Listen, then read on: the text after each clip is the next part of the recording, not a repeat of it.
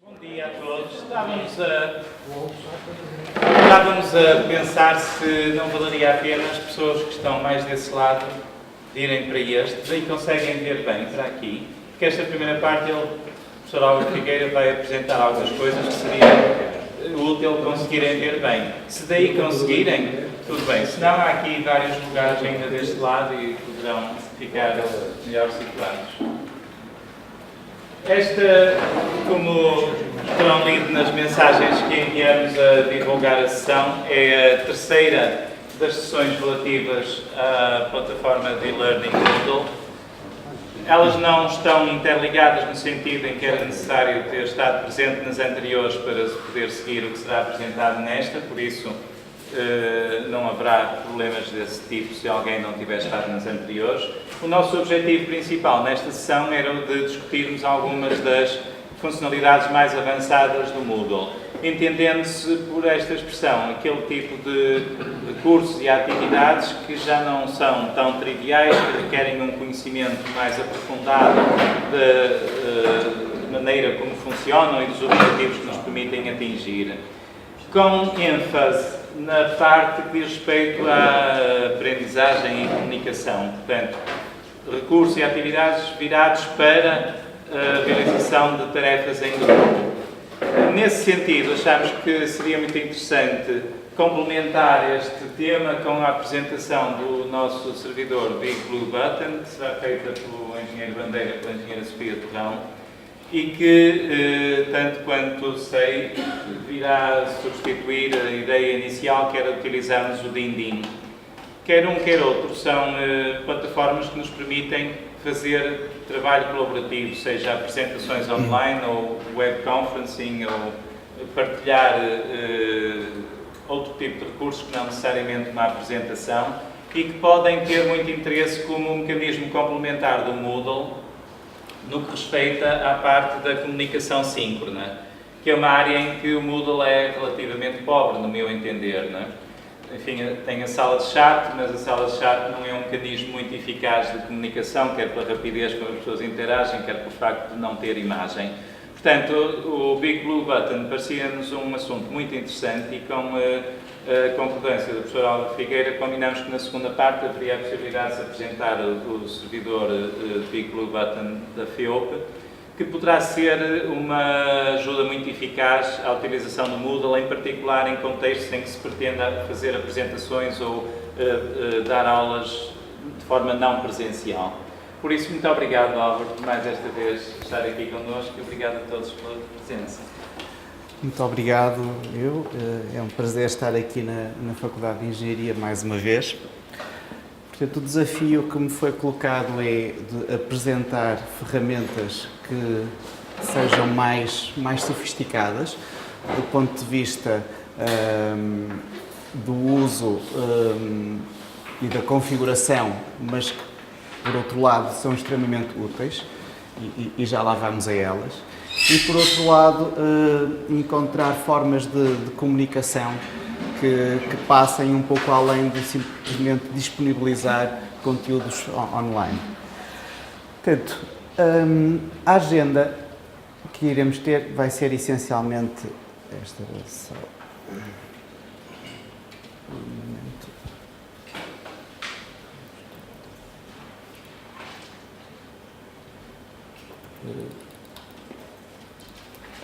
Bem.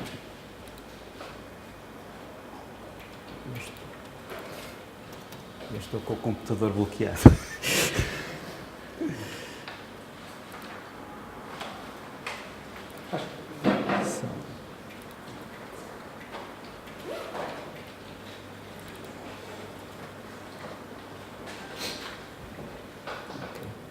Penso que agora sim. Portanto, a agenda será esta. Primeiro farei uma apresentação, uma descrição do módulo workshop. Este módulo,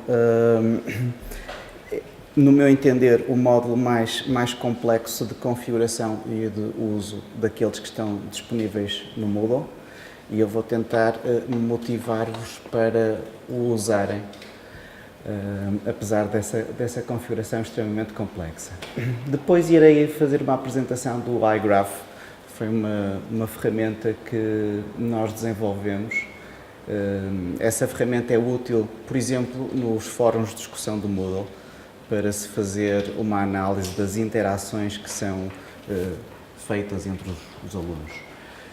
Finalmente, apresentarei umas linhas de desenvolvimento tecnológico para quem tiver interesse em fazer a investigação em e-learning ou começar, naturalmente, essa investigação. Poderei falar sobre o que é que está na moda atualmente. E, portanto, a segunda parte será com o engenheiro Bandeira e a engenheira Torre. Ora bem, o módulo Workshop tem este ecrã de configuração. É um ecrã extremamente extenso. Os senhores provavelmente têm nos vossos apontamentos esta figura. Esta figura será útil mais daqui a bocado, quando eu irei falar das opções de configuração. Mas antes disso, irei explicar para que é que serve o módulo Workshop. O objetivo é fazer avaliação de trabalhos dos alunos, a trabalhos que são submetidos online, mas também avaliar a capacidade dos alunos avaliarem outros alunos. Portanto, o que acontece é o seguinte: os alunos realizam um trabalho qualquer, por exemplo, sobre a forma de um artigo que produzem. E esse artigo é submetido online. Todos os alunos na turma o fazem. Depois, a segunda fase é que cada aluno irá receber artigos de colegas para os avaliar. E então, esta atividade produz uma nota. E essa nota consiste na soma da qualidade do trabalho que cada aluno submeteu, mais a sua capacidade de avaliar o trabalho dos outros. Portanto, daí, julgo eu, ter sido o nome workshop. Poderia, sei lá, ser conference, mas não dava tanto a sensação, sim. Dá para fazer por grupos? A noção de grupos é uma noção que é transversal às ferramentas do Moodle. No caso do workshop, o grupo entende-se da seguinte forma, como se fossem divisões da turma e, portanto, se eu tenho um grupo, por exemplo, com 6 alunos, cada um desses 6 alunos receberá trabalhos dos outros alunos desse mesmo grupo. Portanto, não há troca de trabalhos entre grupos. É como se fosse feita uma divisão em subturmas. E então, isto como é que se processa? Processa-se em várias fases. Há uma fase de submissão de trabalhos, há uma fase de distribuição dos trabalhos por todos os alunos, depois há uma fase de avaliação dos trabalhos dos outros e, finalmente, de cálculo das notas. Ok, isto está expresso por esta figura. Portanto, aqui temos a fase da avaliação de exemplos de trabalhos dados pelo professor. Portanto, e esta fase é opcional. O que poderá acontecer... Essa distribuição dos trabalhos pode ser feita de forma aleatória? O computador pode, com base no número de trabalhos... O professor não controla a distribuição dos trabalhos. É aleatório? Não é aleatório. Eu já lá vou. Portanto, uma primeira fase poderá ser de avaliação de exemplos dados pelo professor. Vamos imaginar que o professor entende que isto é uma atividade bastante complexa. Como é que os alunos vão avaliar os trabalhos dos outros? Que critérios é que vão utilizar? E, portanto, ao início poderá ser útil dar exemplos para os alunos se sentirem mais ambientados e confortáveis no processo. Mas esta fase é opcional. Depois, então, é a submissão do próprio trabalho do aluno, que depois se divide em três fases que podem decorrer simultaneamente. O professor avalia os trabalhos dos alunos, os alunos avaliam os trabalhos dos colegas e pode haver também, isto é opcional, a autoavaliação. Finalmente há o cálculo da nota final. Agora, o que é que acontece é isto. Eu vou dirigir-me para aqui penso que é mais prático. Portanto, o aluno avalia o trabalho de exemplo e depois, se houver mais trabalhos de exemplo, entra neste ciclo, até terminar a avaliação de todos os exemplos que foram disponibilizados pelo professor. Depois, há a submissão do seu próprio trabalho. Porquê é que eu fiz este esquema? Porque se um aluno não submeter o seu trabalho, não pode avaliar o trabalho dos outros. Se houver trabalhos, exemplo do professor para avaliar, e ele não os avaliar, não pode sequer submeter o seu próprio trabalho. E isto pode criar situações complicadas. Eu tenho experiência do uso do workshop já há alguns anos e isso acontece com frequência e depois até provoca desequilíbrios na distribuição dos trabalhos. O sistema está à espera de ter um determinado número, por exemplo, N trabalhos para distribuir por N alunos e não tem essa possibilidade, que os alunos ainda não submeteram. Portanto, depois a avaliação do trabalho do colega, todas as vezes que forem necessárias, como estipulado pelo professor. Eu posso dizer, cada aluno vai avaliar, por exemplo, 3 trabalhos dos colegas. E, finalmente, quando tudo isto estiver feito, há o cálculo da nota final.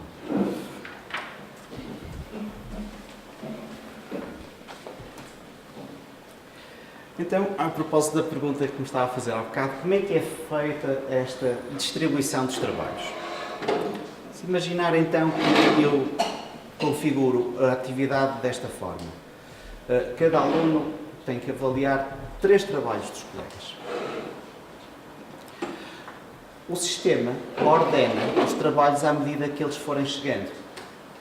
Portanto, a Maria envia o seu trabalho, em primeiro lugar, e esse vai ser o primeiro trabalho a ser distribuído. Como é a primeira pessoa que enviou, ainda não há trabalhos para serem distribuídos e não pode receber o seu próprio, a menos que haja a possibilidade de autoavaliação. Portanto, o sistema fica à espera que haja mais trabalhos para receber. Depois submete o Manel, o Rui, a Sandra, etc. E os trabalhos vão ficando ordenados pela data com que foram sendo recebidos. E, portanto, os primeiros a chegar são os primeiros a serem distribuídos. Acontece que isto pode levar a uma situação de, a certa altura, um aluno não ter trabalhos para receber. Porquê? Porque um aluno ainda não submeteu o seu e o sistema já esteve a distribuir outros. E a certa altura, quando só houver mais um, significa que esse trabalho teria que ir para o próprio. Portanto, isto não bate certo. Então, é por isso que no módulo workshop existe o parâmetro overallocation. Okay? O que é que isto significa? Eu tenho, por exemplo, 30 alunos. E eu digo, quero 3 trabalhos avaliados por aluno. Isto parece uma situação perfeitamente possível. Pode chegar a uma situação, dependendo da ordem, algumas vezes é pseudo-aleatória. É pseudo-aleatória porque os trabalhos chegam nesta forma. Primeiro, segundo, terceiro, quarto, etc. Mas, como o Moodle não marca a hora com que eles chegam com muita precisão, o que acontece é que acrescentas um número aleatório. Mais um X, mais um Y, mais um Z, etc. E, portanto, aqui há uma pseudo-aleatoriedade. Senão, o que acontece é que uns trabalhos podem chegar quase simultaneamente e o Moodle não os consegue distinguir se chegou primeiro este ou aquele. E então o que é que faz? Isto deve ser um problema relativamente à implementação da hora. Acrescenta-lhe um número aleatório para criar uma ordenação total. Bom, mas essa ordenação é praticamente a correta. O que acontece então é que, apesar disso, os alunos podem não ter então trabalhos para receber, porque só pode ser o próprio somente a receber o seu próprio. Para isso, existe o overallocation,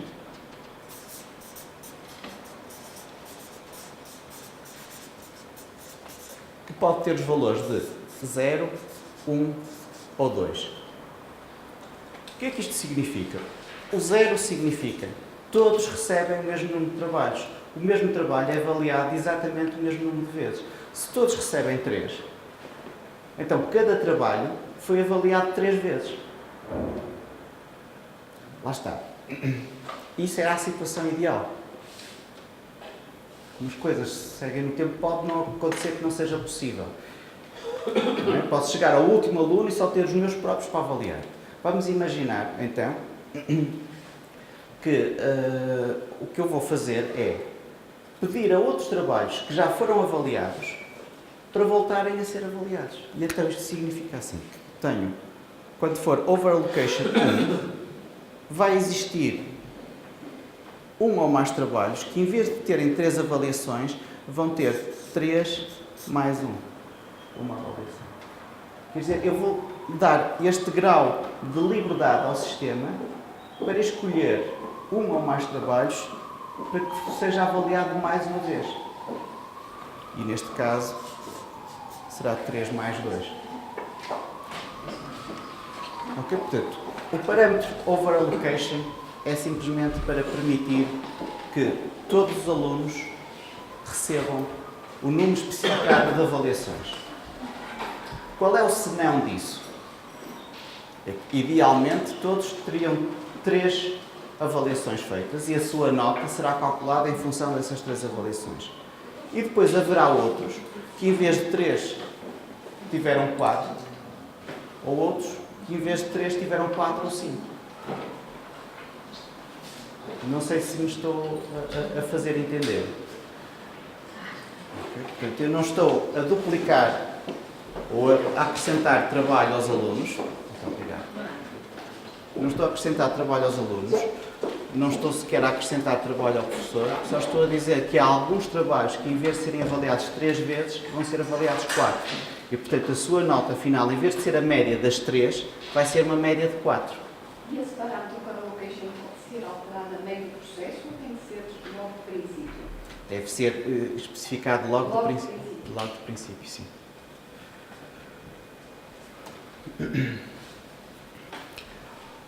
Pronto. Uma outra coisa que temos que definir é como é que vamos classificar os trabalhos. A classificação pode ser com critérios de não classificar. Quer dizer, temos um trabalho, o trabalho tem que obedecer a determinados requisitos, mas nós não os vamos avaliar. Podemos, por exemplo, dar simplesmente um feedback formativo ao aluno e não lhe dar nenhuma nota. Essa é a primeira estratégia. A segunda é acumulativo. Pelo contrário, neste caso, nós vamos querer quantificar cada um dos parâmetros. O aluno cumpriu este, com que grau é que cumpriu? Podemos atribuir uma escala, peso para esse critério, e por aí adiante. Podemos criar vários critérios, até um conjunto de 15 critérios. Outro, por exemplo, tem a ver com barras de erro. E o que é que significa? Nós vamos escolher uma série de opções e depois, dentro desse leque de opções, vemos este trabalho situa-se naquela que está ali ao meio. Só o critério e a rubrica, eu vou falar de cada um deles em particular. Portanto, estratégia sem classificação. Eu não sei se os senhores conseguem ler o que está aqui. Elemento 1 da avaliação. O texto é claro e objetivo. Elemento 2. Apreciação relativamente a erros ortográficos e gramaticais. Elemento 3. Originalidade e contribuição. Eu estou a admitir que os alunos enviaram um artigo ou um texto sobre qualquer coisa. Portanto, podem ser critérios que eu estou a editar para depois os avaliar. Reparem, por exemplo, na estratégia acumulativa. O que eu tenho aqui, deste lado, do lado esquerdo, é a grelha que estou a elaborar para fazer a avaliação dos trabalhos. Deste lado é o que irá aparecer a quem os for avaliar. Vamos ver, por exemplo, primeiro elemento. O texto é claro e objetivo, ponto de interrogação. Para o primeiro elemento, eu tenho que associar ainda um tipo de escala. O Moodle tem pré-definidas uma série de escalas. Estas é a lista das escalas que aparecem pré-definidas no módulo. Eu vou ler, por exemplo, a primeira. Escala presente-ausente. É uma escala só com 2 pontos. Escala bom, deficiente com 3 pontos. Portanto, significa que há um bom, regular, deficiente. Eu acho que esta escala é muito útil para parâmetros difíceis de quantificar. Há uma nota sobre 10, nota sobre 20, nota sobre 100. Os senhores também podem criar a vossa própria escala. Eu já falei disso numa sessão anterior. Se podem criar escalas no Moodle. Portanto, para o primeiro elemento fazemos uma descrição ou uma pergunta, atribuímos uma escala e atribuímos um peso. Felizmente o Moodle também tem pesos pré-definidos. Acho que para simplificar costumo utilizar peso 1, dou peso 1 a todos e depois vario simplesmente a escala para me ser mais simples fazer a classificação. Mas, naturalmente isto é ao vosso critério. Depois, durante a classificação, o que aparece, portanto, é uma coisa deste género. Aquela descrição ali, o texto é claro e objetivo e tenho 3 escolhas possíveis. Isto é apresentado ao estilo de escalas de Likert. Quer dizer, eu não tenho a descrição de todos os pontos intermédios, só tenho dos extremos. Não sei se as pessoas estão a reconhecer este tipo de escalas de Likert. Normalmente, até nos inquéritos pedagógicos, discordo totalmente, discordo parcialmente, concordo totalmente. A opinião, segundo o Likert, é que as pessoas às vezes não se identificam totalmente com os valores intermédios. E, portanto, o melhor, se calhar, é não dizer nada sobre os valores intermédios e deixar que uma pessoa tenha uma noção da distância entre os extremos onde deve situar a resposta. Então, é isso que é feito no Moodle.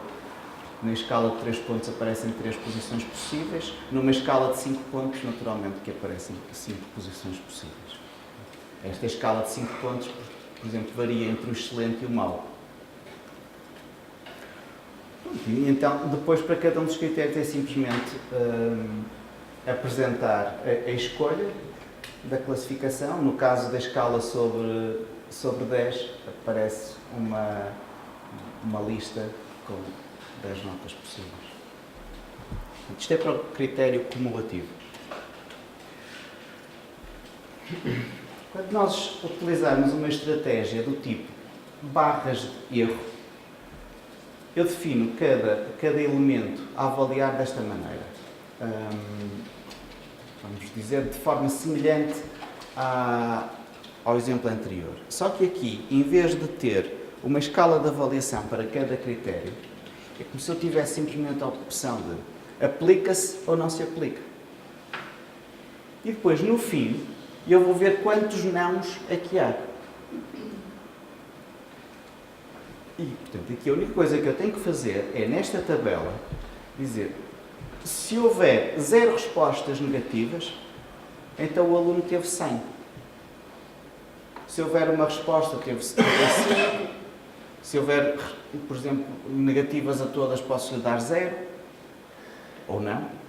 Posso achar que já vale alguma coisa ter submetido uma coisa totalmente errada. Não sei, isto fica ao critério de cada um. Portanto, a ideia é um bocadinho diferente. Depois, na avaliação, cada um simplesmente diz sim ou não, se aquele critério estava presente no trabalho. Por exemplo, o texto falou do assunto que foi pedido. Basta dizer sim ou não. São características que o trabalho deverá ter. E depois, automaticamente, o sistema apresenta quantas respostas negativas, qual foi a nota proposta e, além disso, o docente ainda tem a hipótese de fazer uma ligeira variação. Se utilizarmos esta estratégia de barras de erro, o docente ainda pode alterar a nota até 20%, para cima ou para baixo. E é convidado a explicar porque é que alterou a nota proposta pelo sistema.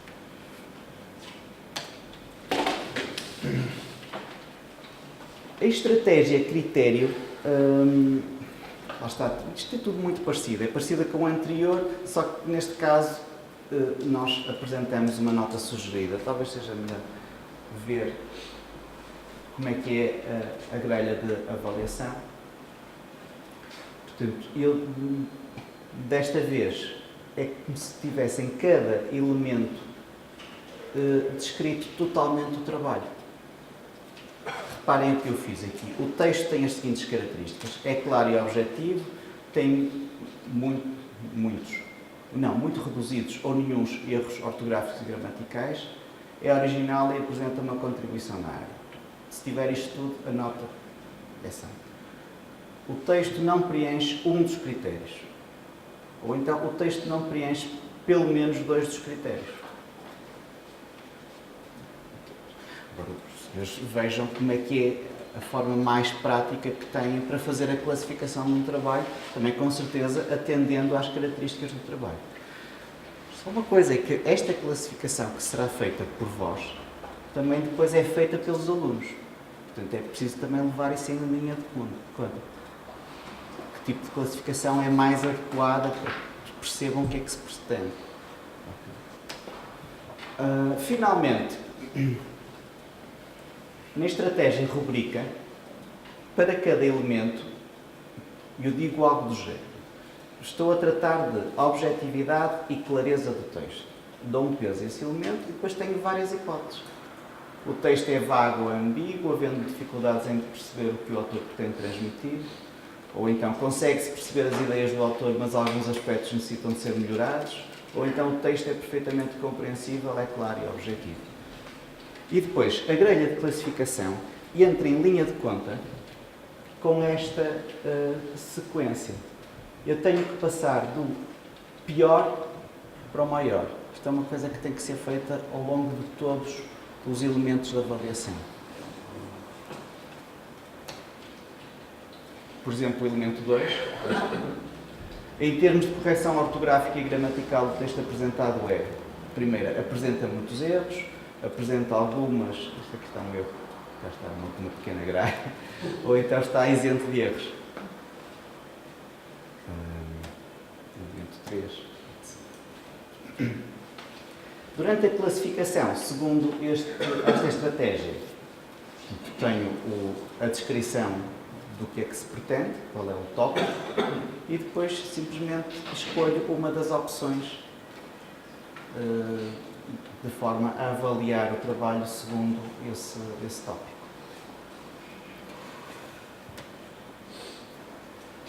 Portanto, o que é que nós temos até agora? Temos, eu tenho que dizer quantos trabalhos é que cada aluno vai avaliar. Tenho que dizer qual é a estratégia que deve ser seguida para a avaliação. Na estratégia para ser seguida, eu tenho que definir se é acumulativo, se é sem nota, se é rubrica, se é com bandas de erro, etc. E, eventualmente, em cada um dos parâmetros, vou ter que definir qual é a escala, qual é o peso de cada um desses parâmetros. Isto já é um bocadinho complexo. Como se isso não bastasse, o Moodle permite que depois a comparação entre as notas seja feita segundo um critério de muito incerto, aceitável, rigoroso ou muito rigoroso. É assim, quando é muito rigoroso, os alunos reprovam todos.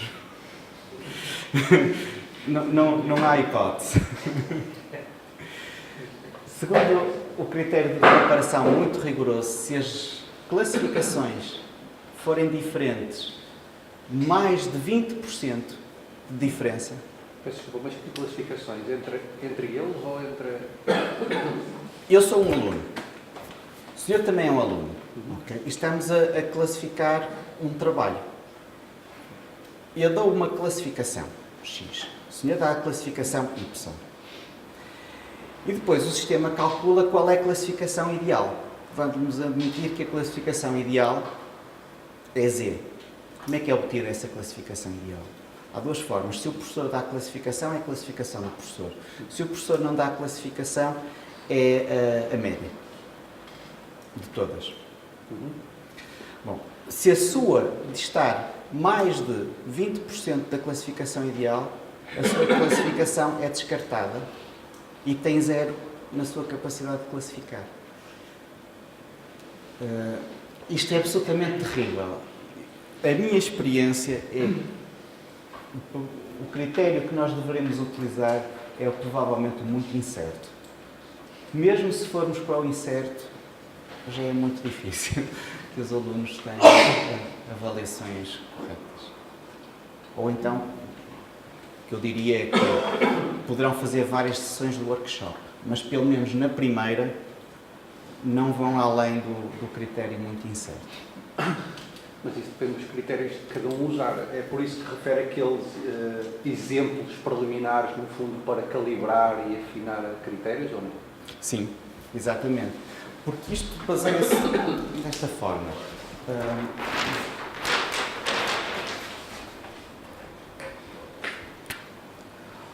Um trabalho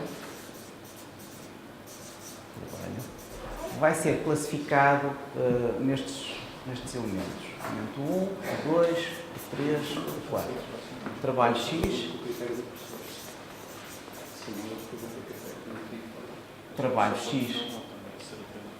Só que este é o trabalho X avaliado pelo aluno A e este é o trabalho X avaliado pelo aluno B. Então, aqui tenho uma nota. Uma nota, outra. E dá uma soma. Neste caso também.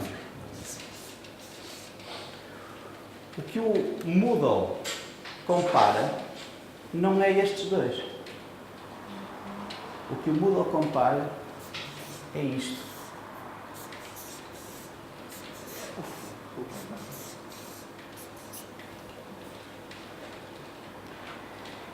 E por isso vou-vos mostrar um exemplo daqui a algum tempo. Vamos imaginar que este dava 66 e aquele dava 66.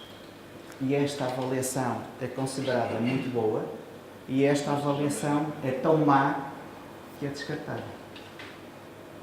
Porquê? Porque aqui os parâmetros são totalmente diferentes. Por exemplo, aqui tenho um 0 e ali tenho um 66. E aqui tenho um 66 e ali um 0. E então, esta comparação, a diferença entre este valor e este valor, é que é comparado de forma muito incerta, aceitável, rigoroso ou muito rigoroso. Se nós permitirmos que seja muito incerto, se houver uma grande diversidade, então vamos ter resultados mais ou menos bons. Se nós começarmos a restringir, é a experiência que eu tenho. Com os alunos isto corre bastante mal. Mas não há nenhuma alternativa a comparar que seja pelo resultado?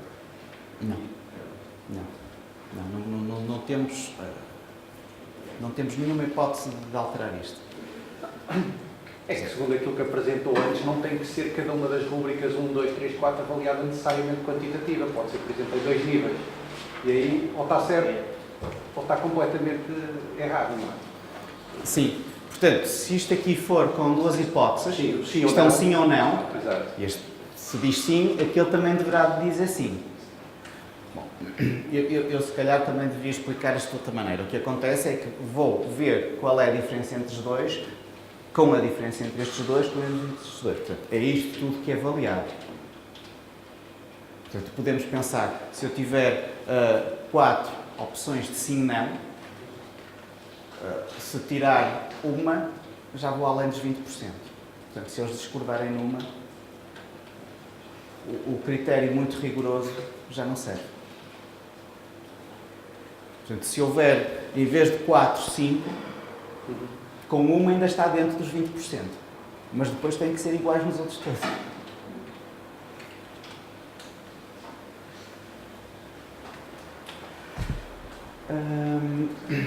Eu coloquei aqui este esquema. Os senhores depois irão ter acesso a isto. Os slides serão disponibilizados. E, portanto, eu vou passar à frente isto, para não perder muito tempo com isto. Não é necessário, era só para perceberem mais ou menos como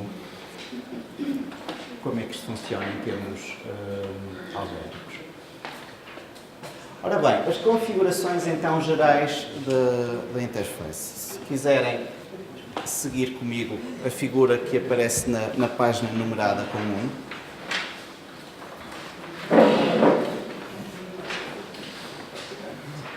Temos, em primeiro lugar, um título, como é normal em todas as atividades e recursos do Moodle, depois uma descrição. Os que poderão aproveitar este campo para explicar aos alunos o que é que se pretende com este trabalho. Depois, então, aparecem estas duas notas. Notas para a apreciação, notas para o envio. Eu estive a verificar que no Moodle da FCUP, em particular nesta atividade, isto está em inglês.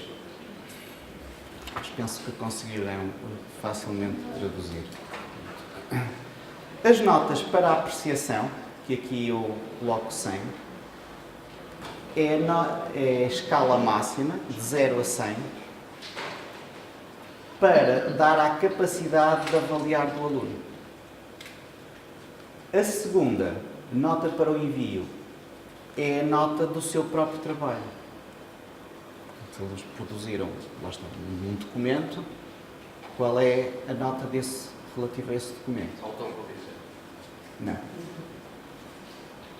Não. Portanto, o aluno produz isto. Submete este documento ao sistema. É a nota relativamente a isto. A primeira é a nota relativa à sua capacidade de avaliar os trabalhos dos outros.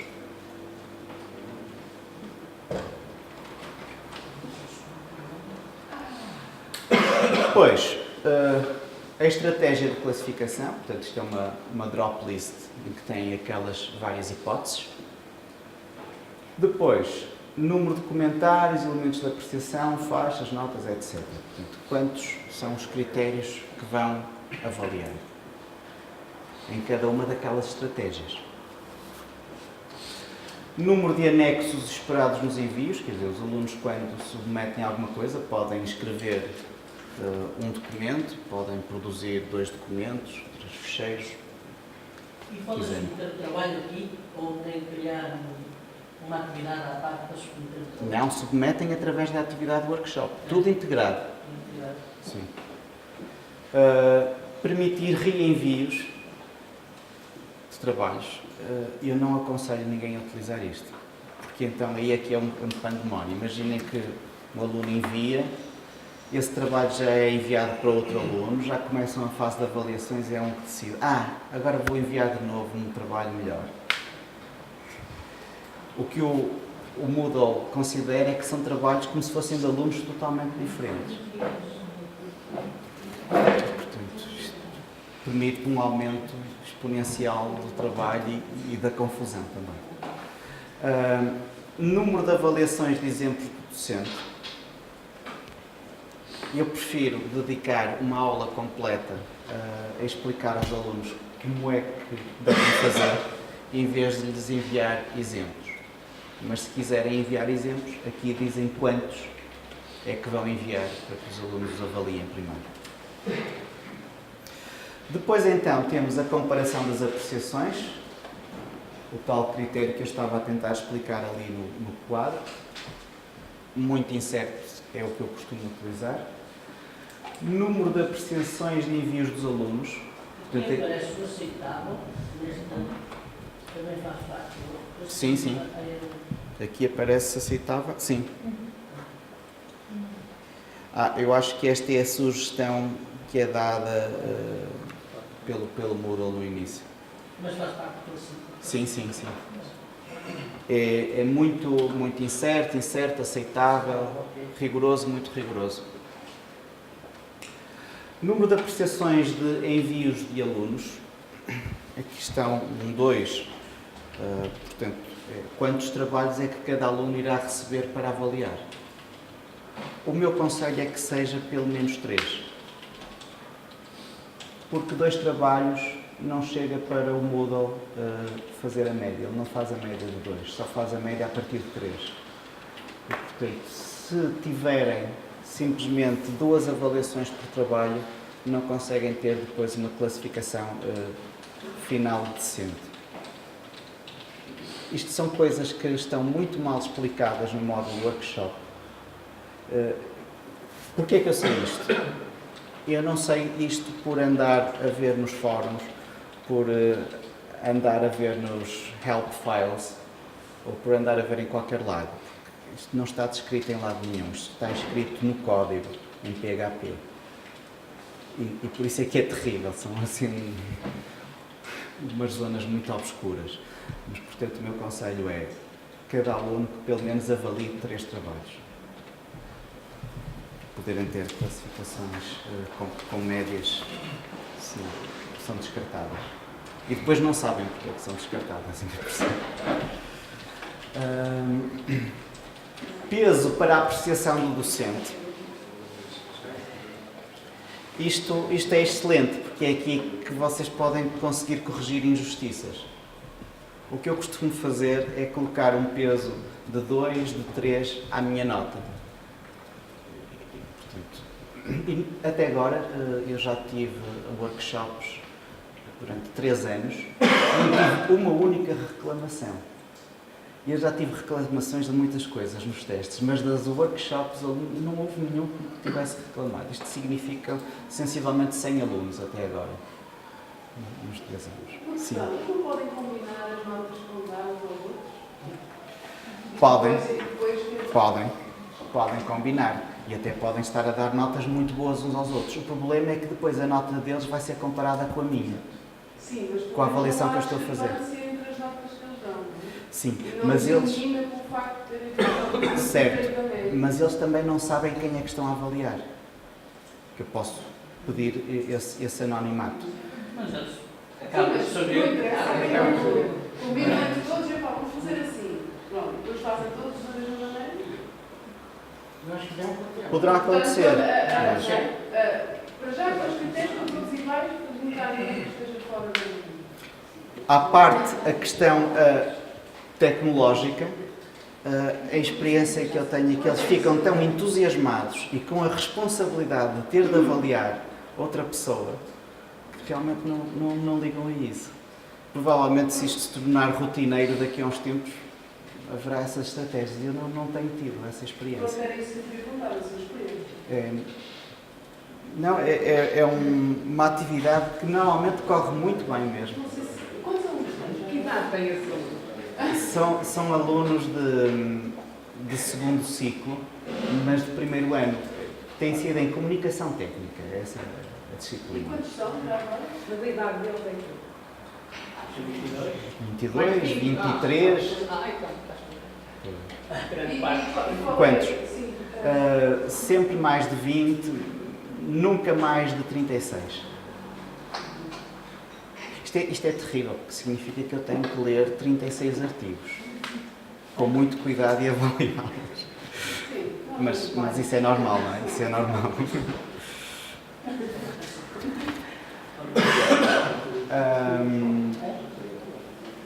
Ok, portanto, este 2, não sei se aqui aparece 2, aqui aparece um 0. Portanto, número de apreciações de envios dos alunos, se quiserem tomar nota, por maior ou igual que 3. Peso para a apreciação docente, já estive a falar sobre ele. Para além do alocado é o over allocation, que só tem as hipóteses 0, 1, 2. Já vou falar mais sobre isto quando estiver a falar das datas. Autoapreciação, portanto, o aluno pode avaliar a si próprio ou não. Depois há este parâmetro, a apreciação deve ter consenso, sim ou não. O que é que isto significa? O aluno pode ver a avaliação que o avaliador lhe está a dar e dizer, não concordo. E dizer porque é que não concordo. E depois o avaliador responder-lhe, dar-lhe uma nova avaliação. E podem estar a concordar, não concordar, até chegar ao fim do período destinado às avaliações. Se não concordarem no final das avaliações, essa avaliação é descartada. Deixa de ser considerada. E eu nunca faço isso. Eu não ativo esta opção. Não digo que deve haver consenso. Se quiserem experimentar, Força. Mas estejam preparados para esta situação. Esconder as notas antes de haver consenso. Portanto, esta opção é dependente da primeira. Se eu disser que quero que haja consenso, então o que eu posso dizer é que eu quero que haja consenso, mas quero esconder as notas. Por exemplo, o aluno só vê o comentário do avaliador, mas não sabe a nota que o avaliador lhe deu. E, portanto, baseia-se somente nesse feedback. Os outros não sabem também entrar em confiança com essa? Não, os outros. Os outros não. Os outros não têm conhecimento nenhum das outras avaliações.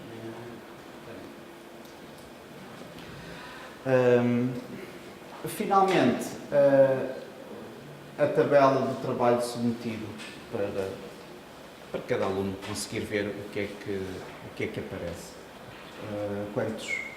Quantos trabalhos é que vamos mostrar de todos os alunos, mas isto é anónimo de qualquer maneira, só para terem uma noção de qual é o panorama que está a ficar. Portanto, esta aqui é a nossa opção para esconder os nomes dos alunos. E eu ativo sempre isto e faço um método Double Blind Review, o que significa que quem está a ser avaliado não sabe quem é que o avalia e quem avalia não sabe quem é que está a avaliar. Isso não se aplica ao professor, que sabe sempre quem é que está a avaliar. Esta mas por outras vias. Esta coisa do consenso, no processo de consenso, o aluno não tem hipótese, por exemplo, de corrigir o trabalho para ir ao encontro do comentário feito. Lá está, se permitir reenvios, pode fazer isso. Pode fazer isso, mas esse trabalho fica com aquela nota. Claro. Quer dizer, não pode... É outro que é avaliado. É um outro. É um outro, ok. Isto também, à semelhança de outras atividades do Moodle, pode-se usar senhas para entrar na atividade, se for necessário utilizar mais algum nível de proteção. Tamanho máximo do anexo, isto depende da forma como estiver configurado, por exemplo, aqui na FEUP. E depois, então, temos as datas de início e fim. Temos início e fim para envios e para avaliações. Se repararem, como é que isto está colocado? Início dos envios e início das apreciações. O que significa que é possível esta situação. Este é o período destinado aos envios, início, fim, e eu posso fazer assim. Início, fim das avaliações. Envios, avaliações. O Moodle permite isto. Significa que há uma sobreposição. O que eu normalmente faço nas minhas aulas é faço uma separação.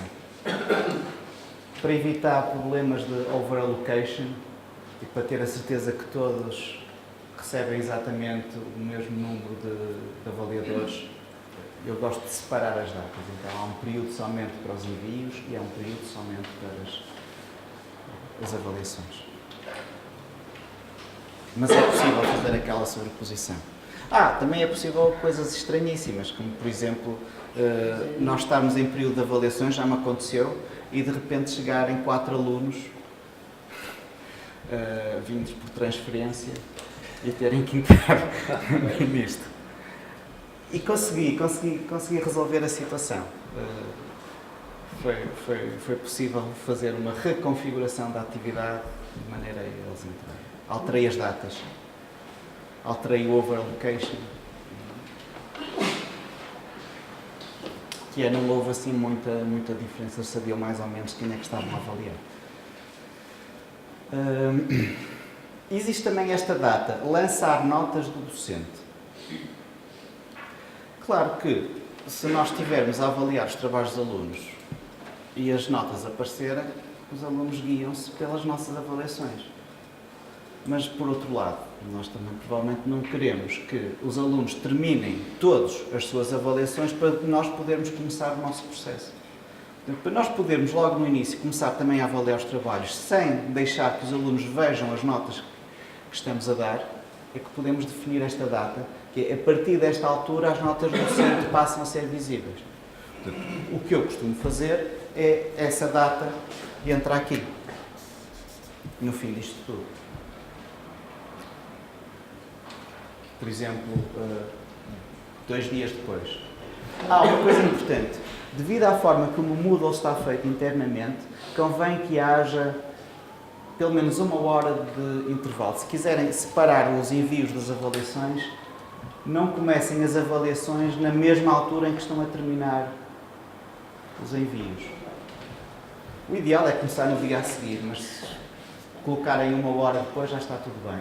Quando é que o Moodle tem um tempo de espera de meia hora, e que às vezes essa meia hora não é correta, em que uma pessoa pode dizer, enganei-me, não era assim, devia ser ao contrário. O melhor é dar sempre este hiato, 1 hora, entre datas que se... É preciso pensar um bocadinho. Sim. Não vou deixar.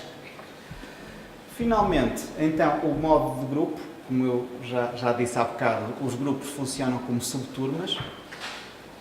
Se eu divido uma turma em 4 grupos, então cada um dos grupos recebem os trabalhos de elementos desse próprio grupo. Pois essa questão dos grupos está ainda muito mal definida. Não está bem, não está.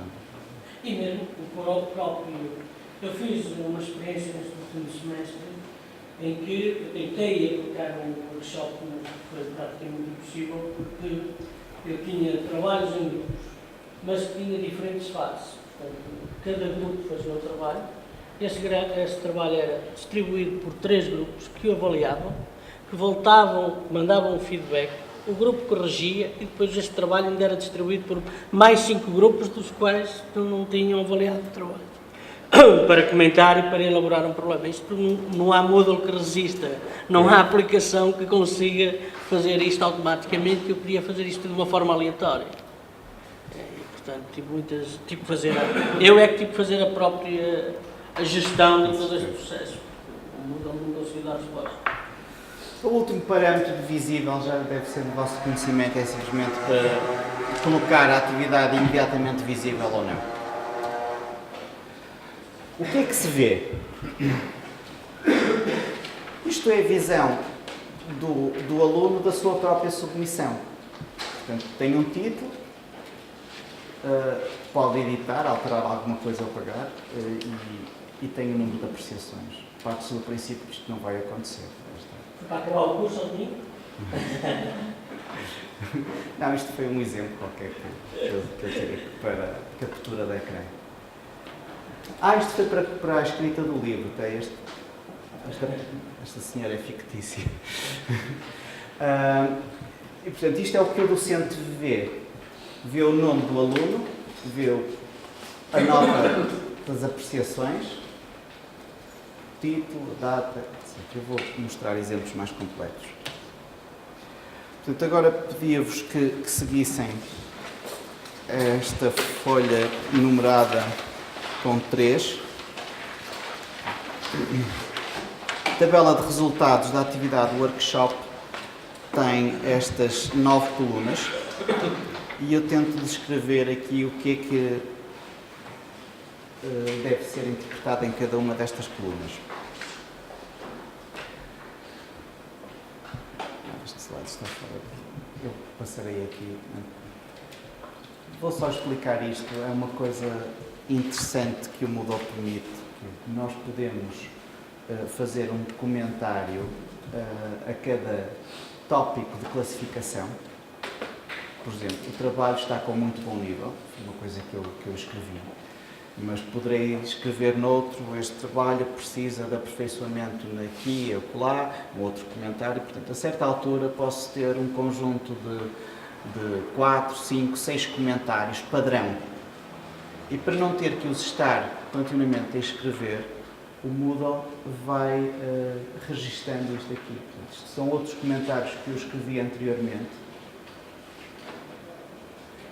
Sempre que eu achar que o que eu escrevi pode ser reutilizado num outro trabalho, tenho o botão adicionar comentário à lista, que vai sendo mantida internamente.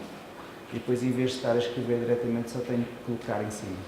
O professor e clicar, passa diretamente para lá.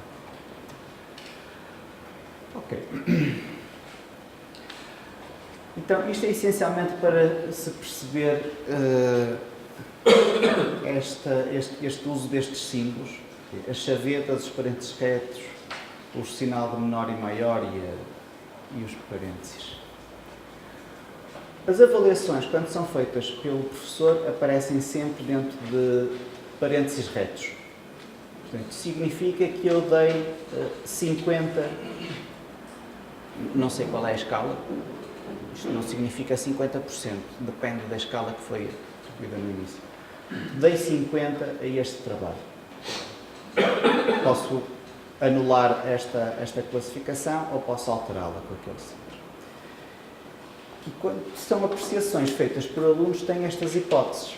Quando aparecem dentro destes parênteses, destes sinais de menor e maior, significa que esta avaliação foi descartada.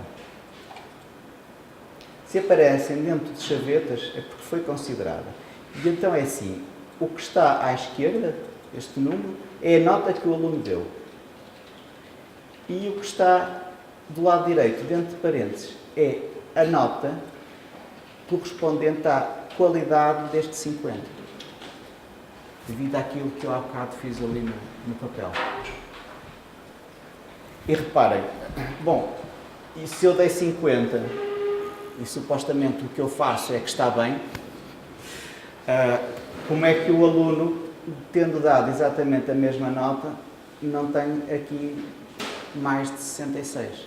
É precisamente por causa daquele problema de os critérios serem comparados um a um e não a nota final.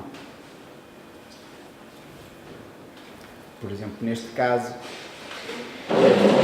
teve 30 e o sistema deu-lhe 100, mas lá está, eu não sei qual foi a escala, pode ser que tenha sido uma escala de 200 ou uma escala de 150, portanto, isto não significa 100%.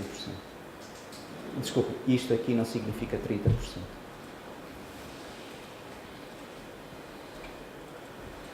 Então, uma tabela mais completa para se perceber. Significa que esta coluna que tanto a Rita, como o Carlos, como a Helena ainda não fizeram nenhuma apreciação, mas, por exemplo, o trabalho da Helena já foi apreciado tanto pelo professor como por um colega. Portanto, aqui são as apreciações feitas pelos alunos e aqui são as apreciações feitas pelos outros colegas a esta pessoa em particular.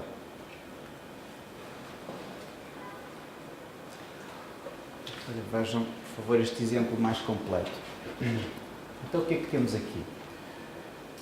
A Rita Durães fez uma apreciação que foi classificada com 0 e foi descartada. Portanto, avaliou o trabalho de algum colega. Deu-lhe 0, o sistema achou que essa avaliação foi péssima e retirou-a. Onde é que está essa avaliação? Está aqui. Por esta tabela, que é o professor que a vê, percebe-se que o que a Rita fez foi avaliar o trabalho do Carlos Gonçalves, que também está aqui. Portanto, o que é que o sistema faz? O sistema mantém depois para o Carlos Gonçalves a média destas avaliações. E, portanto, não considera esta. Ou seja, não vai prejudicar. O sistema entende desta maneira. A Rita avaliou mal este trabalho, vamos retirar essa avaliação e considerar só a avaliação feita pelos outros. Não é uma pergunta. Como é que o sistema sabe a avaliação foi má? Quem garante? Como é que o sistema sabe? Pronto. Se o professor avalia... Não. Como é que o sistema sabe que ela avaliou mal? Quem é que decidiu? Porque o sistema já tem a avaliação do professor ou tem a avaliação dos outros. Se a avaliação do professor ainda não foi introduzida no sistema, ele vê, já há mais de 2, então faz a média. Se há a do professor, compara com a do professor. Estava eu a dizer que aqui esta é descartada, faz-se a média e, portanto, o trabalho do Carlos não perde nada com a má avaliação da Rita. Por outro lado, a Rita aqui vai ter um 0 e, portanto, a sua nota de apreciação vai sofrer com isso.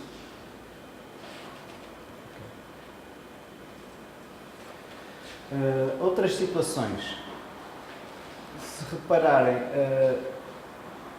cada um dos alunos fez 3 avaliações, mas todos os trabalhos foram avaliados 4 vezes.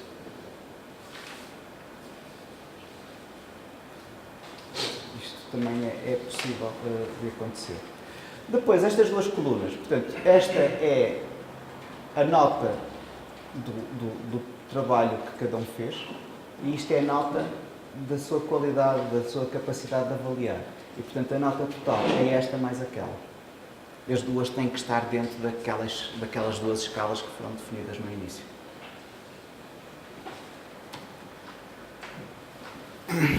Isto aqui tem também reproduzido na folha 2, este esquema.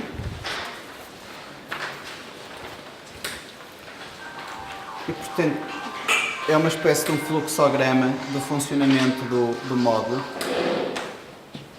Vamos então seguir, se houver alguma dúvida, se nos façam o favor de perguntar. Portanto, começamos com a configuração da workshop, depois a possibilidade de submeter trabalhos de exemplo. Se não houver trabalhos de exemplo, o aluno tem que passar diretamente para a submissão do seu próprio trabalho. E aos lados vêm situações de impedido de continuar, dependendo da configuração que for feita. Portanto, se há trabalhos de exemplo e o aluno não os avaliou, não consegue fazer a submissão do seu próprio trabalho, lá está, é preciso passar determinadas etapas. Então, após ter feito a submissão do seu próprio trabalho, acontecem 5 coisas. É necessário fazer a avaliação de trabalho dos colegas, existe a avaliação que é feita pelo professor, é possível fazer-se autoavaliação, existe a avaliação de trabalhos de colegas, portanto, uma coisa é pelos colegas, outra é trabalho dos colegas, e existem ainda os exemplos do professor. Tudo isto depois vai contribuir então para a nota final, como se vê aí no fundo da página. Na avaliação do trabalho pelos colegas, aqui entra o parâmetro overallocation. Para além disso, há a questão da opção de consenso, se não é preciso entrar aqui em loop até que haja consenso. Portanto, isto é um esquema que foi adaptado de uma tese de mestrado. Eu não tenho a certeza se ela está disponível online. A Elizabeth Cunha foi minha orientanda e foi nesta altura que nós tivemos que olhar mesmo a sério para o código PHP do módulo Workshop. Como é dito nesta tese, o módulo Workshop já esteve para sair várias vezes do Moodle, que é extremamente difícil. A Margarida está ali a rir-se. Pois, porque é extremamente difícil de configurar e, sobretudo, de perceber a tabela dos resultados. Normal, é a primeira vez que olhei para aquilo que é isto. Porque é que estes números aparecem aqui? Reparem, cada aluno só tem 2 trabalhos, as avaliações são descartadas, não são feitas médias. A certa altura, eu digo, são trabalhos enviados para 3 alunos e depois há um que não consegue receber. Porquê? Eu coloco parâmetro overallocation 1, há uns que têm 3, outros que têm 4, e porque é que um teve 4 e outro teve 3?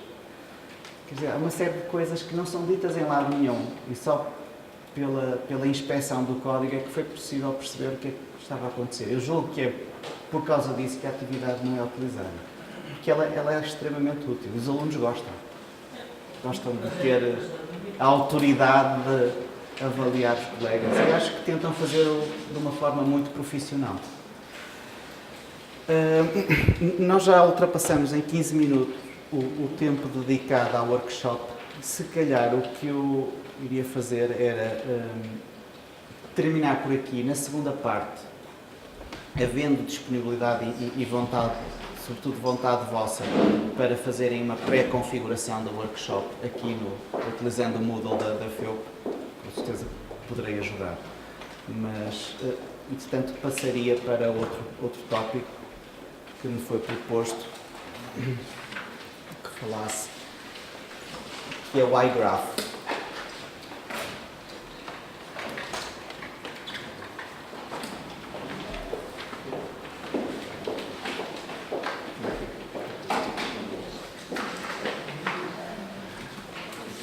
O iGraph é um sistema que foi desenvolvido por mim e pela Joana Laranjeiro.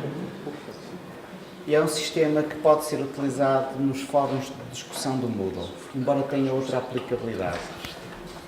Na altura em que foi... Eu vou utilizar uma apresentação que fiz em 2008, ainda continua atual, se calhar infelizmente continua atual. Na altura, uma das aplicações do iGraph era a luta contra o terrorismo também. Não, nem sequer ainda está disponível na FECUP. Isto é um módulo, já teve 3 protótipos, mas ainda não está como eu quero. Foi-me sugerido que apresentasse por ser uma coisa interessante. Vamos ver se é. Também porque permitia compreender melhor aquilo que se pode fazer com os fóruns de discussão, não é? Para além de mera partilha de conhecimento. Exato. Eu vou passar isto à frente para adiante. Portanto, motivação para o iGraph.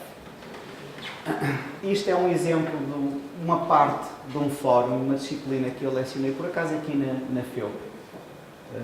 Chamava-se Software Educativo. Era uma disciplina de mestrado em multimédia. Eu já não me lembro exatamente o que é que se tinha que discutir neste fórum, mas lembro-me que em cada thread de discussão, isto é, cada um dos threads, havia muitas mensagens. Portanto, esta é uma forma de ver o fórum, esta é outra forma de ver o fórum, uma forma essencialmente hierárquica. Se somarem isto tudo, terão cerca de 100 mensagens, mas isto era uma pequena parte do fórum. O que significa que, não sei se têm essa experiência, de começar a ler as mensagens e ao fim de 20 mensagens já começam a perder um bocadinho a noção de quem é que respondeu a quem. Estamos a seguir o último conjunto de mensagens, mas os primeiros já começamos a perder um bocado. Se calhar já perderam relevância, mas se calhar não perderam relevância porque ninguém lhes respondeu. E, portanto, o que eu peço é que tentem fazer isto com mais de 50 estudantes, em que cada um coloca mais de 10, 15 mensagens. Portanto, a motivação para o uso do iGraph é tentar perceber padrões de comunicação nos fóruns. Portanto, olhando para os fóruns, o que é fácil observar? É fácil observar estudantes que nunca interagem com outros estudantes. Também é fácil observar quais são os estudantes que estão sempre a participar. O que é difícil observar nos fóruns? É descobrir os tais padrões de interação, que este comunica sempre com aquele com aquele outro, e depois o outro é que lhe responde. E descobrir, por exemplo, subgrupos, comunidades, aqueles que respondem sempre uns aos outros. E o que é quase impossível descobrir, olhando simplesmente para os fóruns? É, por exemplo, medir toda a capacidade de interação dos participantes. Por exemplo, comparar o que aconteceu neste fórum com o fórum de há 2 anos. Comparar densidades de interação. Palavra se calhar um bocadinho estranha nesta fase. E descobrir fontes ou fins. Como? Servidores. Está a letra, a tradução à letra perfeita de informação. Ora bem, Acontece normalmente nos fóruns é isto. Alguém coloca uma mensagem começando uma discussão. Alguém lê essa mensagem, ou algumas pessoas leem essa mensagem. Mas depois, quando é colocada uma resposta, se nós estamos a considerar fóruns hierárquicos, porque no Moodle são, então uma resposta a uma mensagem é uma comunicação explícita, enquanto que a primeira é implícita, alguém coloca lá e é para todos, inicia a discussão e é para todos verem, é um fórum. Quando se responde, está-se a dirigir especificamente a uma pessoa. É claro que os outros também podem ler essa resposta, mas é uma resposta àquela pergunta. É uma comunicação dirigida. Ora bem, nós podemos generalizar isto. E, portanto, esta figura pode ser transformada nesta figura, naturalmente. No iGraph, por uma questão de análise de género, nós fazemos a distinção entre alunos masculinos e femininos, os azuis e os vermelhos. E, portanto, temos esta representação. E então fazemos grafos deste género, com setas, com bolas. As bolas ficam maiores consoante o número de mensagens que cada um envia. As setas também engrossam consoante o número de mensagens.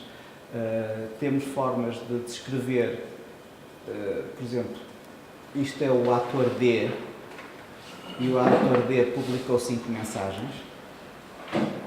Okay? E a partir destes grafos conseguimos descobrir outras coisas utilizando a teoria Social Network Analysis.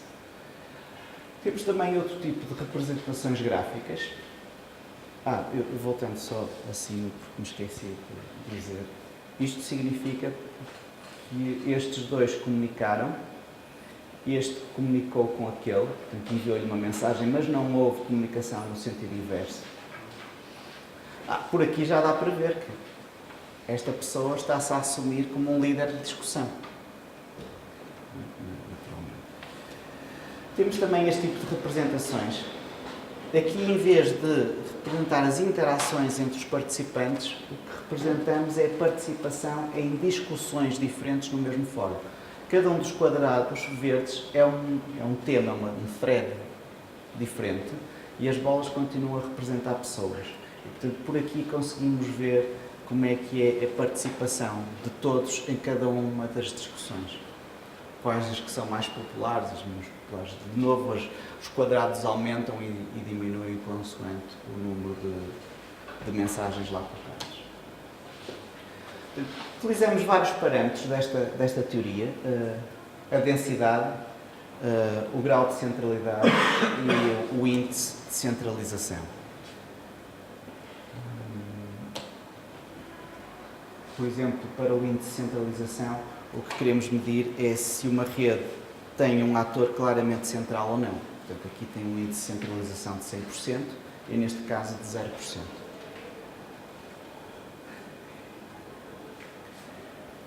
Nós fizemos a avaliação do iGraph em 2 estudos de caso. No primeiro, tivemos análise de 6 fóruns numa sessão de formação contínua, e depois, neste segundo caso, tivemos numa disciplina que eu lecionei, portanto, que foram recolhidos esses dados. Só para terem uma ideia, por exemplo, isto tinha a ver com o primeiro estudo de caso, e isto é o conjunto de todos os fóruns que foram criados nessa sessão de formação. Portanto, nota-se qual é o ator claramente central. Eu sou este já agora. Estava aqui, a Joana Laranjeira era este. E aqui dá para ver que, por exemplo, aquele estava absolutamente à margem. E estes dois, apesar de terem alguma ligação, também estão tendencialmente a fugir, aquele também. Portanto, se isto forem alunos, podemos perceber que provavelmente os que estão na periferia estão a passar um bocado ao lado do que está a acontecer. Também podemos perceber que há informação que circula essencialmente por estes.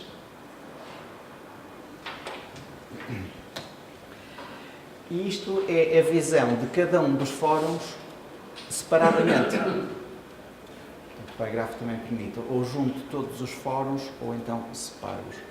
E reparem, eu intervim no fórum 6. Este fórum, por exemplo, tinha uma pessoa que se assumiu claramente como moderador, que é aquele que estava ali no meio.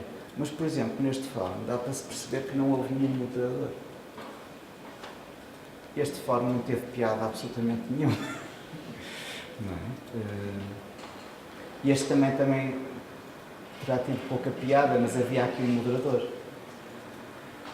São algumas conclusões que se conseguem tirar através da análise dos grafos. Mas, para além da análise dos grafos, depois temos este, também podemos fazer uma análise com base em métricas. Reparem aqui, isto é a interface que foi criada na altura. Isto era utilizado como um recurso do Moodle.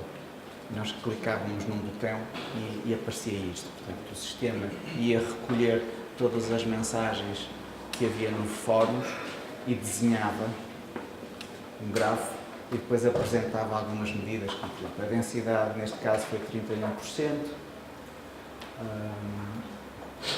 Índice de centralização, portanto, recebeu-se mais mensagens do que se enviou. Participantes ativos foram 7. Havia 16 participantes possíveis, mas só 7 é que efetivamente participaram, significa um grau de participação de 44%. Eu posso desenhar o gráfico com todos os que estavam na disciplina, mesmo os que não participaram. Enfim, posso descobrir os cliques. Os cliques são os subgrupos dentro de um grafo. Portanto, isto foi o protótipo que foi criado. Isto são alguns diagramas que foram criados no segundo caso de estudo. Como nós não temos muito tempo, eu vou passar assim rapidamente por eles, só para terem uma noção dos gráficos que podem ser criados. Atualmente, o desafio é introduzir a dimensão temporal no iGraph. Porquê? Os alunos, no momento em que eu estou a visualizar o grafo, podem aparecer com bolas muito grandes e outros com bolas pequenas. Mas era interessante ver como foi a evolução desde o início. E provavelmente terá havido outros que eram líderes da opinião, digamos, e que depois foram perdendo importância outros a seguir. Portanto, o que eu gostava de fazer era um iGraph em movimento. Portanto, com uma slot, eu não diria temporal, porque eu não quero que se passe de um para o outro por tempo, mas sim por interação. Havendo mais uma interação é que alguma coisa muda. Agora, se nós queremos que isto seja óbvio, para que se perceba o que se está a passar, é necessário saber como desenhar os grafos. Por exemplo, intuitivamente, os atores centrais são colocados no centro e aqueles que interagem pouco vão para a periferia. Mas é preciso ensinar um computador a fazer essa representação. Que se formos nós a desenhar os grafos, muito bem, nós sabemos como fazer. Também não queremos sobrepor as bolas, queremos ter o mínimo possível de cruzamento das linhas. Isto são problemas extremamente complexos de desenho. E com a evolução temporal, ainda pior. Porque nós não queremos passar de uma frame para a outra, com uma bola a saltar de um sítio para o outro. Assim, de repente. Queremos que isto seja muito gradual. Portanto, isto foi criado uma evolução natural de desenho automático com base em órbitas. Portanto, isto era o que eu iria apresentar num outro artigo, mas não vem para aqui chamado. É só para terem a noção porque é que isto ainda não está feito. Esta parte é extremamente complexa e se não forem criadas heurísticas bem fortes, é um problema que não tem solução. Pelo menos em tempo útil não tem solução. Bom, termino então esta apresentação e passo a mais uma coisa que poderemos fazer. O iGraph foi colocado no Moodle, pode ser colocado noutro sistema, foi programado em PHP, em Java, utilizando bases de dados MySQL. Há uma variedade de sistemas que podem ser utilizados no Moodle. E então, se pensarmos em sistemas que podem ser embebidos, é enorme a quantidade. Eu tenho aqui uma apresentação de 3 sistemas. Coloquei-os aqui na página. Coloquei aqui. Por exemplo, o DPT. Não sei se conhecem. O DPT permite fazer calendários, colocar linhas temporais com eventos. Não sei se em algumas das vossas disciplinas isto terá utilidade. Às vezes é prático para os alunos perceberem melhor o que é que acontece. Por exemplo, no DPT eu posso variar a escala. Estava com horas, tenho dias, mas posso passar para 6 meses. Eu estou aqui a utilizar um exemplo de eventos relacionados com a Apple. Isto não foi construído por mim, mas depois cada um dos eventos pode estar relacionado com filmes, com imagens, com texto. Se clicar aqui, neste caso, penso que irei ter um vídeo.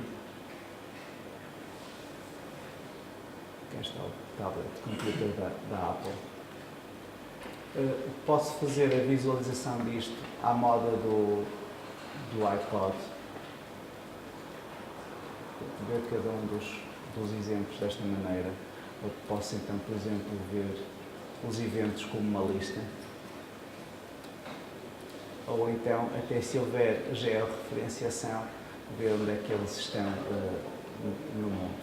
De em breve o mapa irá aparecer aqui.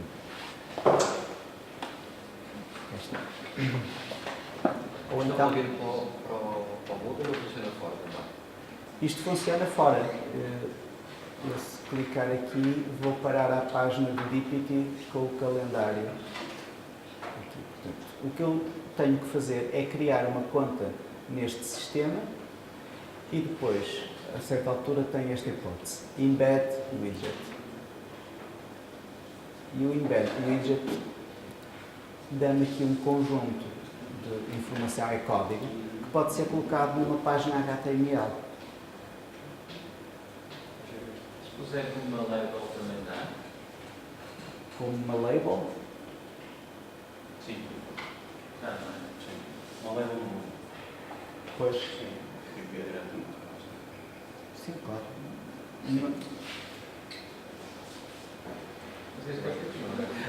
Pronto, eu estou a perceber. Eu estava a pensar na organização do Moodle na Faculpa, em que nós temos todas as atividades só na coluna do lado esquerdo. Portanto, não estava a perceber. O objetivo ficava mal esteticamente. Quando meto Claro. um vídeo do YouTube, uso. É igualzinho, é igualzinho. Sim. Mas daí estar a perguntar se estão lá ou Sim, claro. Portanto, isto é uma hipótese. Isto é extremamente simples. Eu fiz isto em 5 minutos. Outro exemplo, provavelmente muito do vosso conhecimento, o SlideShare. Portanto, é uma forma prática de colocar os slides online. Isto são os meus slides da última sessão aqui na FEUP. Eu posso vê-los assim. Ou então posso, por E em exemplo... termos de segurança de proteção da informação, como é que... Bom, eles estão em flash.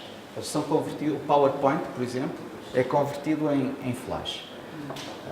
Com todas as limitações de proteção da ida corrente. Eu posso também dizer que não quero que o ficheiro seja descarregado. Isto é o grau de proteção que o SlideShare nos oferece.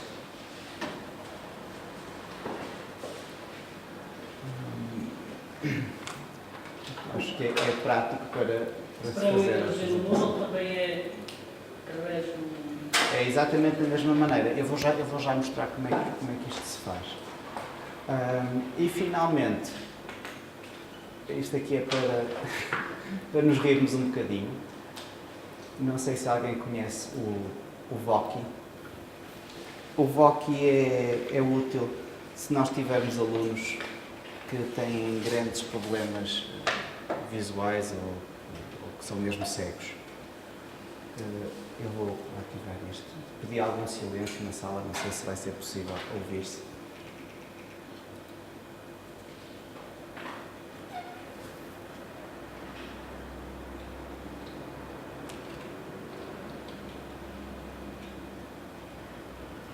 Está transferido.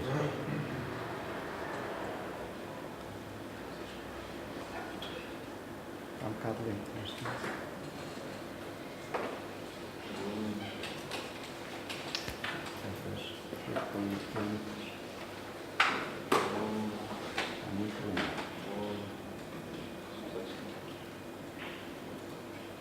Eu, entretanto, vou mostrando como é que isto se faz.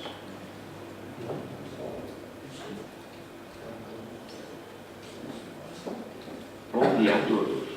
Espero que a sessão esteja a ser do vosso agrado. Esta ferramenta usa personagens animados, como eu, para ler em voz alta um texto que é previamente inserido. É só isto. É possível introduzir um texto, pode ser um ficheiro grande e, claro, temos que nos restringir ao personagem. Pode ser outro personagem, não precisa ser um animal.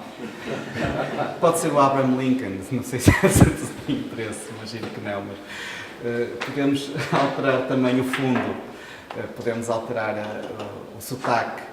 Eu posso pedir que ele leia um texto em inglês também. Portanto, existem em várias línguas. E em algumas situações pontuais é interessante. Perguntava-me como é que isto se faz. Teste de sistemas embebidos. Eu vou aqui. Portanto, o que eu fiz foi adicionar uma página HTML. Como já foi dito há bocado, isto também pode ser com uma label. Esta é a parte da página em HTML onde eu coloquei estas ferramentas. Se eu clicar neste botão, passo desta apresentação em que vejo o que é que as pessoas vão ver e passo para o código.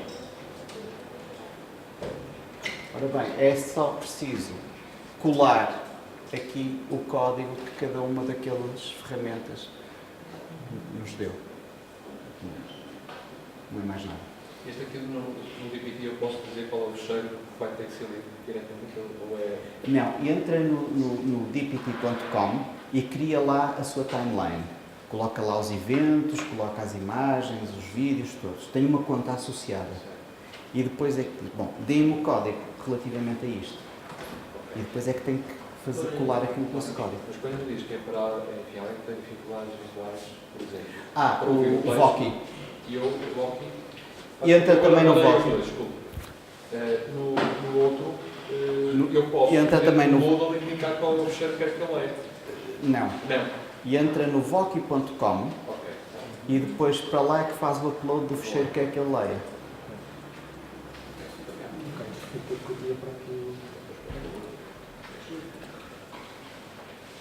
Pronto. É só para dar uma ideia, são 3. Teria sido possível colocar uma dúzia. Vou então terminar com uma apresentação.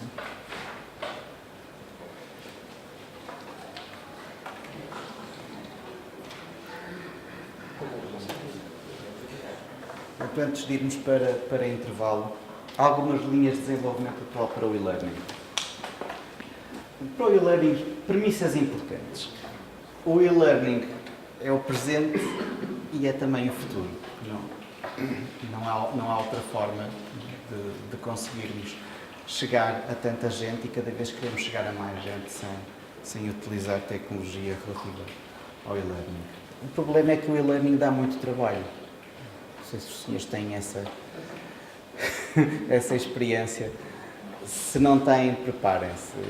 E a Margarida, com certeza, que concorda comigo, que vive com isso diariamente. E quando eu digo muito trabalho, eu devia ter escrito muito. E, portanto, é necessário tornar o e-learning mais eficiente. Uma coisa que eu vivo com isso também diariamente, com professores na FECUP a dizerem: eu tenho coisas que coloquei o ano passado e quero aproveitar para este ano. E o problema é quando não dá para aproveitar, quando é preciso voltar a fazer de raiz. De qualquer das formas, a reutilização tem sido apontada até em termos internacionais como silver bullet para resolver os problemas do e-learning. Só que para reutilizar é importante as questões de interoperabilidade. Por exemplo, felizmente o SlideShare, o VOC e o DPT permitem o seu funcionamento dentro do Moodle. O Moodle podia não permitir isso, mas permite, felizmente. Agora, essas questões de interoperabilidade entre as ferramentas são terríveis. Eu não sei se algum dos senhores terá tido conteúdos colocados em plataformas aqui na FEUP anteriores ao Moodle. E que depois disseram: agora vamos passar para o Moodle. E com certeza teve que adaptar algumas coisas. Portanto, esse é o problema. Nós não queremos que os professores tenham esse trabalho. Que haja a maior interoperabilidade possível. É necessário, para além disso, também ter indicações de como utilizar determinados conteúdos. E já agora, se eles existirem, como é que os podemos procurar? Portanto, é com base nestas ideias que foi criado o conceito de objeto de aprendizagem. Os objetos de aprendizagem pretendem ser conteúdos pedagógicos atómicos, no sentido de isto é o mínimo possível, eu não vou subdividir. Isto é um tópico de uma matéria, eu não quero dividir este tópico mais. Ok? Está indivisível. Deve ser digital e transferível pela internet. Lá está. Por ser atómico, eu vou provavelmente poder reutilizá-lo, nem que seja em conjunto com outros, fazendo uma montagem. E isto é um tópico muito importante, é como conseguir fazer essa montagem. Depois quero classificar o objeto de aprendizagem e catalogar.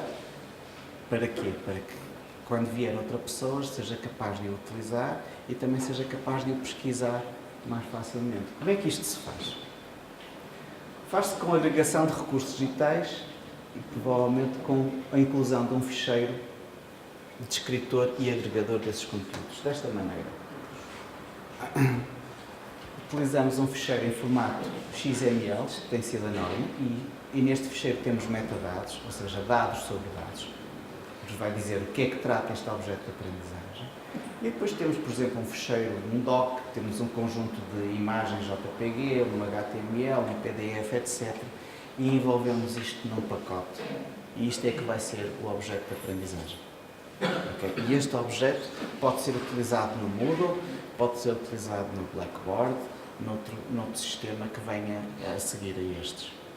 Okay? E pode ser pesquisável através destes metadados. Agora, que modelo de metadados? Esta é uma discussão internacional. Existe o LOM, Learning Object Metadata. Isto é um conjunto criado pela I3S, supostamente muito bom, e eu digo que é terrível.